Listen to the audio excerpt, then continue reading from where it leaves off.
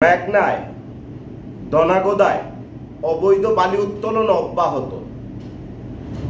মেঘনায় ৭ নং অংশে আজ সকাল থেকে অর্থাৎ আজকে ১৩তম দিনে সকাল থেকে বালি উত্তোলন করছিল। তোপের মুখে আজ ৭ নং সরে গিয়ে তারা গজারিয়ায় বর্তমান অবস্থান করছে। এই মেঘনায় বাহেরচর অবৈধ বালি উত্তোলন অব্যাহত আছে। এই মেঘনাতেই প্রচেষ্টা চলতেছে বাহাদুরপুরের অংশে বালি উত্তোলনের জন্য। এছাড়া দনাগোদায় বেলতলি অংশে রাতে উত্তোলিত হচ্ছে অবৈধ বালু। প্রশ্ন হচ্ছে, এতদিন আলোচনার পরেও কেন কর্তৃপক্ষ কোনো ব্যবস্থা গ্রহণে যেতে পারল না স্থায়ীভাবে? এর একটাই কারণ, আমরা আইন শৃঙ্খলা বাহিনী, স্থানীয় জনগণ, আমরা যারা এই অবৈধ বালি উত্তোলনের বিরুদ্ধে সোচ্চার কাজ করছি, পর্যবেক্ষণ করে যেটি পেলাম, যারা অবৈধ বালি উত্তোলন করে তাদের বিশাল অনেকগুলো বাহিনী আছে।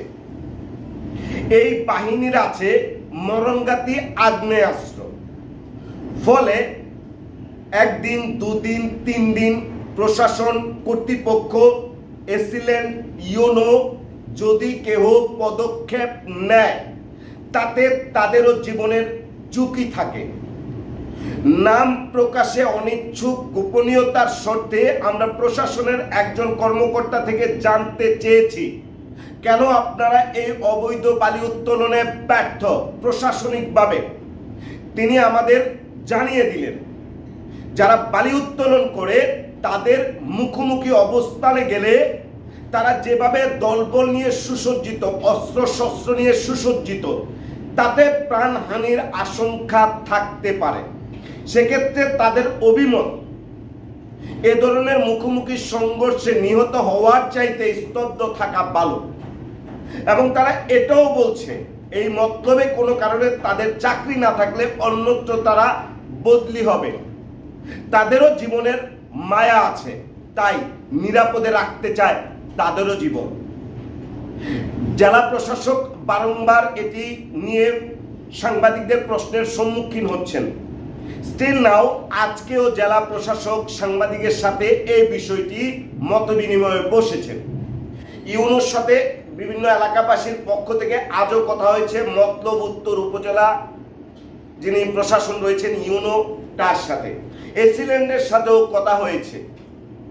কিন্তু মূলত এই উল্লেখিত বেলতলি, ৭ নং, তারপরে হচ্ছে বাহাদুরপুর, বাহেরচর, এই যে পয়েন্টগুলোতে অবৈধভাবে বালি উত্তোলিত হচ্ছে, এই জায়গায় অ্যাকশন সামান্য হলেও জোরভাবে প্রশাসন নিচ্ছে না, শুধুমাত্র তাদের নিরাপত্তাহীনতার কারণে।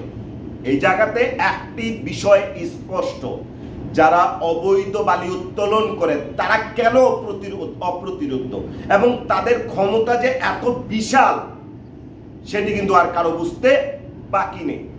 এখন কথা হচ্ছে, এই বৈষম্যহীন বাংলাদেশে কারা এই কাজের সাথে জড়িত? এরা কারা? প্রশ্ন আসছে, অনেক নাম আসছে, প্রশ্নপত্র ফাঁসও হচ্ছে।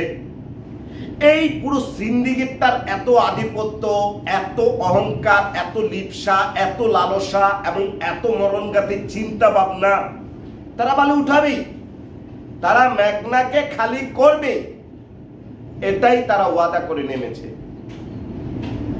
আর এদিকে ভুক্তভোগী সাধারণ জনগণ, যারা মতলব রক্ষায় বাহেরচর কিংবা বাহাদুরপুর, এই চরাঞ্চলগুলো রক্ষায়, মতলব বন্যা নিয়ন্ত্রণ বাঁধ রক্ষায় যারা প্রতিনিয়ত অবৈধ বালি উত্তোলন বন্ধের আহ্বান জানাচ্ছে, তারাও আছে হামলা, মামলা, অসংখ্য হুমকিতে।